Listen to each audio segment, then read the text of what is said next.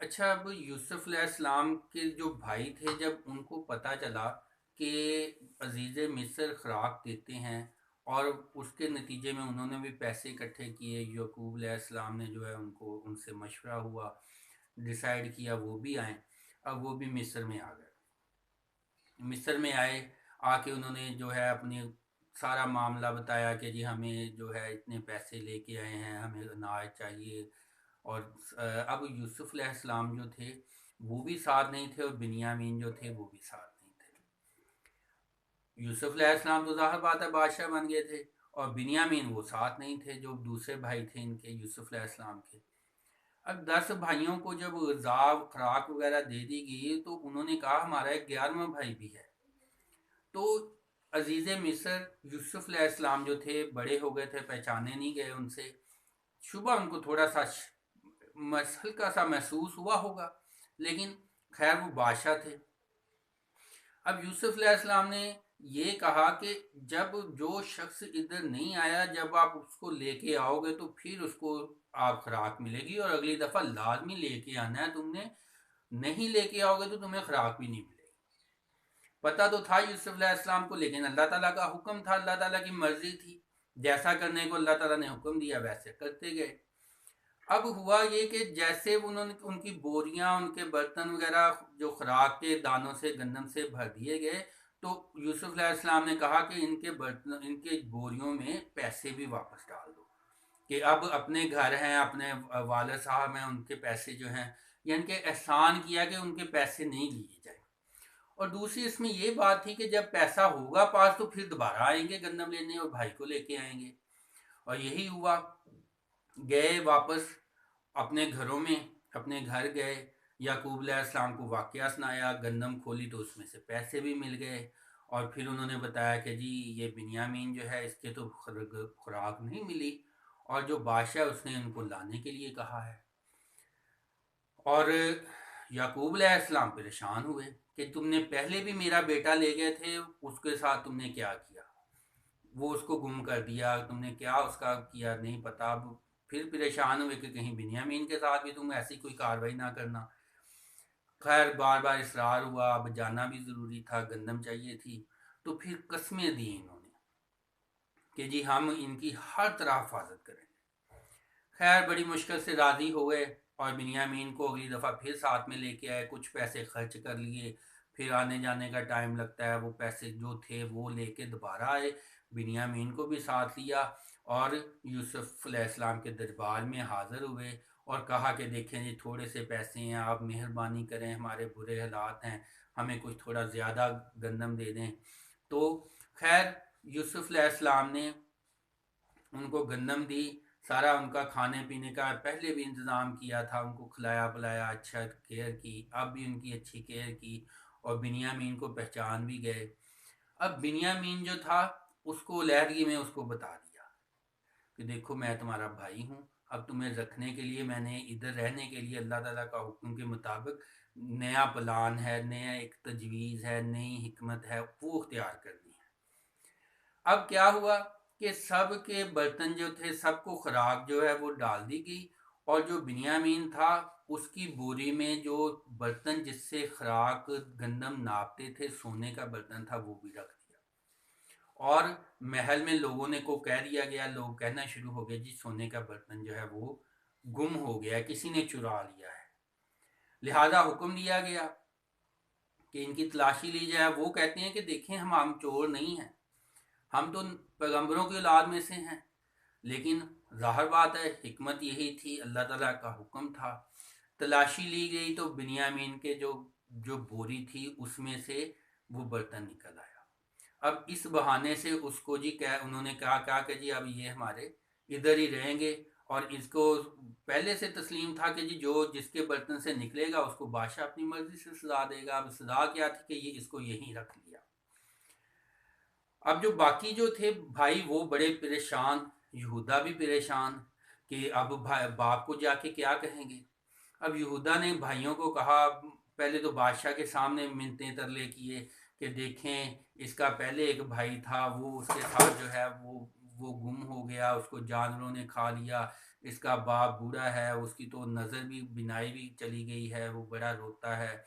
تو آپ مہربانی کریں اس کو بھیجیں۔ نہیں مانے جب یوسف علیہ السلام، تو یہودا نے باقی بھائیوں کو کہا کہ تم جاؤ، میں بس ادھر ہی ہوں، اگر تو والد صاحب جو ہیں وہ معاف کریں گے تو پھر میں جاؤں گا، یا کوئی رستہ نکلے گا پھر میں جاؤں گا، نہیں تو میں ادھر ہی رہتا ہوں، مجھ سے نہیں سامنا کیا جانا۔ اب میں کیا بتاؤں کہ جو بنیامین ہے اس نے چوری کر لی ہے۔ خیر باقی بھائی گئے، یعقوب علیہ السلام بہت پریشان ہوئے، دکھی ہوئے، انہوں نے اب خط لکھا کہ میں یعقوب اور ابن اسحاق، میں پیغمبروں کی اولاد میں سے ہوں، میں جو ہے میں ہمارے خاندانوں میں ہمارے جو بڑے ہیں انہوں نے بڑی بڑی مشکلیں دیکھی ہیں، میرا پہلے بھی بیٹا ایسے گم ہوا ہے، میں بہت پریشان ہوں، میں بہت دکھی ہوں، تو تم بادشاہ ہو، تم میرے بیٹے کو چھوڑ دو، اس نے ایسا نہیں کیا، کوئی غلط فہمی ہوئی ہے، جو بھی تھا لکھا، لکھے خط دوبارہ روانہ کیا۔ پھر بھائی آئے ہیں، اب جب دوبارہ آئے ہیں یوسف کے کو وہ خط دیا ہے، تو یوسف کو اس وقت برداشت جو ہے نا بڑے روئے، بڑا ان کو رونا آیا اور برداشت باہر ہوئی، اللہ سے عرض کیا کہ آپ تو بتانے دیں۔ خیر یوسف نے بھائیوں سے پوچھا وہ تمہارا بھائی یوسف جو تھا اس کا کیا ہوا، اس کے متعلق بتاؤ۔ اب بھائی پریشان کی بادشاہ ہے یوسف کے بارے میں، تو شک ان کو پہلی تھا کہ یہ کہیں یوسف سے ملتے جلتے ہیں، اتنے پیارے ویسے نقوش، تو پوچھنے لگے کہ کہیں آپ یوسف تو نہیں ہیں۔ تو پھر یوسف علیہ السلام نے بتایا کہ میں ہی تمہارا بھائی ہوں، یوسف ہوں، اور یہ میرا بھائی ہے۔ اب بھائی پریشان کے اب ہمیں سزا ملنی ہے، پتہ نہیں کیا کرنا ہے، تو یوسف علیہ السلام نے ان سب کو معاف فرمایا اور ان کو کہا کہ یہ میرا کرتا ہے، یہ نشانی ہے، یہ میرے باپ تک پہنچانا اور پھر سارے میرے پاس آپ لوگ آ جانا۔ اب جیسے ہی قافلہ چلا ہے اور کہتے ہیں کہ یعقوب علیہ السلام کو وہ کرتے کی خوشبو گھر میں محسوس ہونا شروع ہو گئی، یعنی کہ جب اللہ تعالیٰ نے علم دینا تھا، احساس ہونا۔ اب یعقوب علیہ السلام اپنی جو بہویں ہیں، جو پیچھے ان کے جو ریلیٹیوز ہیں، ان کو بتاتے ہیں کہ اگر تم یہ نہ کہنا کہ یعقوب جو ہے بوڑھا جو ہے یہ اس کے دماغ پہ کوئی جو ہے اثر ہے، لیکن مجھے خوشبو آ رہی ہے، یوسف کی ہواؤں میں مجھے خوشبو آ رہی ہے۔ اور یہی ہوا کہ جب وہ جو ایک آدمی پہلے ذرا تیزی سے جانا پہنچا کہ میں پہلے جا کے بتاتا ہوں، خوشی کی خبر ہے، جو جا کے وہ جو کرتا جو تھا وہ آنکھوں کو لگایا، تو جو نبی تھے یعقوب علیہ السلام جو تھے ان کو آنکھوں کی بینائی بھی واپس آئی، ان کو خوشخبری سنائی، اور پھر یہ سارے لوگ اکٹھے ہو کے یعقوب علیہ السلام کی جو بیٹے تھے، جو بہویں تھیں، جو ان کے بہوؤں جو آگے سے نواسے تھے، وہ سارے یعنی کہ نا پورے کا پورا خاندان 90 کے قریب افراد، وہ پھر سارے وہاں دوبارہ بادشاہ کے پاس یوسف علیہ السلام کے پاس گئے۔ تو پھر یوسف علیہ السلام نے فرمایا کہ ابا جان یہ میرے اسی خواب کی تعبیر ہے جو کہ میں نے دیکھا تھا اور آپ کو بتایا تھا۔ اب اس میں دیکھیں کہ کتنا خواب، کتنا ٹائم، کتنا وقت، اور کتنی زیادہ جو ہے پیغمبر جو ہے ان کا حوصلہ، ان کی ہمت، اور قرآن پاک میں یہی بات کی گئی ہے، اس کا نچوڑ بھی یہی ہے کہ جو لوگ صبر کرتے رہے اور استقامت پہ قائم رہے وہی کامیاب ہوتے ہیں۔ جبکہ عام طور پہ ہم لوگ جو ہیں، جیسے ہمارے جیسے لوگ ہیں کمزور ایمان والے، وہ اگر مصیبت آتی ہے، پریشانی آتی ہے تو ہمت ہار جاتے ہیں، نمازوں سے، دین سے دور ہٹ جاتے ہیں، برے کاموں کی طرف رجحان بڑھ جاتا ہے، وہ نتیجے میں اور زیادہ برے حالات آتے ہیں۔ لہٰذا ہمیں سبق یہ ملتا ہے کہ جیسے یہ انبیاء پہ مصائب آتی تھی وہ ثابت قدم رہتے تھے، مضبوط قدم رہتے تھے، تو اسی طرح سے ہمیں بھی ویسے نقشے قدم پہ چلنے کی کوشش کرنی چاہیے۔ یہ جو واقعات ہیں بعض لوگ کہہ دیتے ہیں جی وہ تو نبی تھے، لیکن ٹھیک ہے کہ وہ نبی تھے، لیکن یہ واقعہ قصہ سنانے کا مقصد ہمیں سبق دینا ہے کہ ہم ہمت میں، حوصلے میں رہیں، کیونکہ دنیا میں کوئی بھی انسان ہے اس کو آزمائشیں، مشکلات، پریشانیاں آتی ہیں۔ اب جو کمزور ایمان والے ہوتے ہیں، کمزور ذہن والے ہوتے ہیں، وہ اور زیادہ مصائب کو بڑھا لیتے ہیں، جبکہ مضبوط ایمان، مضبوط ذہن والے جو ہوتے ہیں وہ انبیاء کے جو واقعات ہیں ان سے سبق پازیٹیو انداز میں لیتے ہیں، نیگیٹو نہیں لیتے۔ اور اس میں یہ بھی سبق ہے کہ زندگی میں جو بڑے ظرف والے ہیں وہ چھوٹے جو دوسرے معمولی ظرف والے لوگ ہوتے ہیں ان کو سر پہ سوار نہیں کرتے،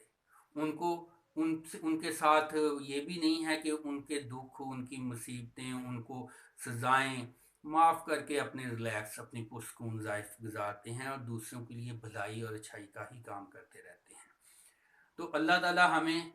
اس طرح کے یوسف علیہ السلام کے جو ہے واقعہ جو ہے اس پہ عمل کرنے کی توفیق عطا فرمائے، ہمارے دلوں میں یہ بات چلی جائے، کیونکہ یوسف علیہ السلام بھی جب زلیخا سے بچے تو یہی فرمایا کہ اتنی طاقت مجھے اللہ تعالیٰ نے دی، اور بے گناہ ہی رکھا، گناہوں سے بچایا، یہ طاقت اللہ تعالیٰ نے دی۔ لہٰذا ہم میں بھی ایمان آئے تو یہ اللہ تعالیٰ کی دین ہونی ہے، ہمارا تو اس میں کوئی کمال نہیں ہو سکتا۔ تو ہمیں اللہ تعالیٰ سے دعا کرنی چاہیے،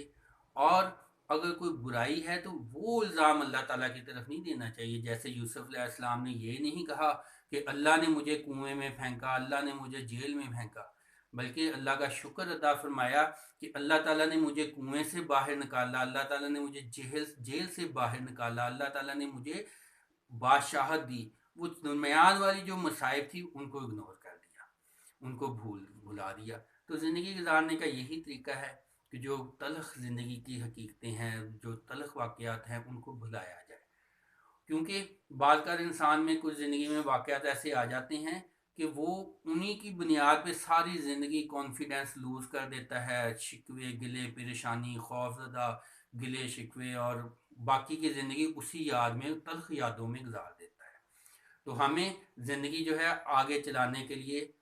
قرآن پاک اور نبی صلی اللہ علیہ وسلم اور صحابہ کرام اور جتنی بھی یہ انبیاء کرام ان کے واقعات کا علم ہوگا تو ہمارے لیے زندگی اچھی گزرے گی۔ ویڈیو کو آپ دوسرے لوگوں تک بھی شیئر کیجیے گا۔ اللہ تعالیٰ کو منظور ہوا تو یقیناً اس کا اجر و ثواب ملے گا، اور یہ ویڈیو جو ہے ایک طرح سے ریکارڈ کے طور پہ، ایک طرح سے مستقل صدقہ جاریہ کے طور پہ چلتی رہے گی۔ امید ہے جو بھی شخص اس کو سنے گا، اگر اس میں رتی سے بھی ایمان جو ہے اس کا اضافہ ہوا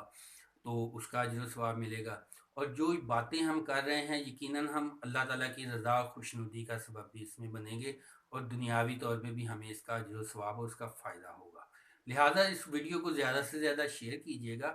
دعاؤں میں یاد رکھیے گا۔ اللہ تعالیٰ آپ کا اور ہمارا سب کا نگہبان۔